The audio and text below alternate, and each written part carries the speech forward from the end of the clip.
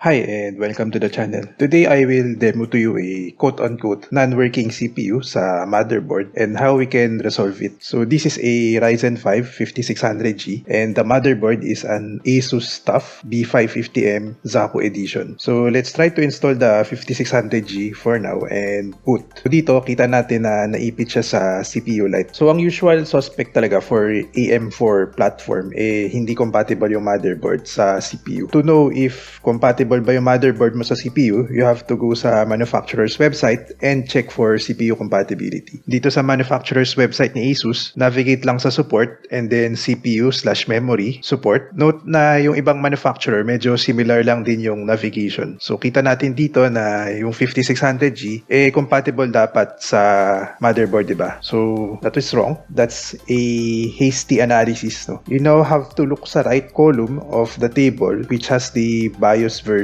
Dito ang sabi, validated yung 5600G sa BIOS version 1401. And notice yung ibang processors like 5600X na ang version ay 0304, which means may existing BIOS version na mas mababa, no? And it is possible na yun din ang version na meron dito sa motherboard. So actually ang best approach talaga, regardless, no, is to just update the BIOS version. Bakit? Kasi wala namang mawawala. Currently may non-working CPU ka sa motherboard mo and wala namang cost na mag-update ng BIOS, di ba? Libre naman siya. If you are lucky enough na yung motherboard mo may easy flash utility, meaning hindi mo na kailangan ng CPU to boot, then do so, no? So yung motherboard na to meron, pero what I'll show you is how to update it in a traditional way. First, you need a CPU and probably a discrete GPU. In this case, I will be using a Ryzen 4350G which is supported since the earliest BIOS version. And dahil APU siya, hindi ko na kailangan saksakan ng GPU. If you are going to use a Ryzen 3 3100, then you need a discrete GPU as well. Kahit pinaglumaan lang as long as working for display purposes. Do a quick test boot just to check that everything works fine. In here, makikita na ang BIOS version ay 1204 which is less than 1401. So if at this point hindi nag-boot yung PC mo, then baka motherboard mo yung problema or palpak din yung CPU mo. Next, you need a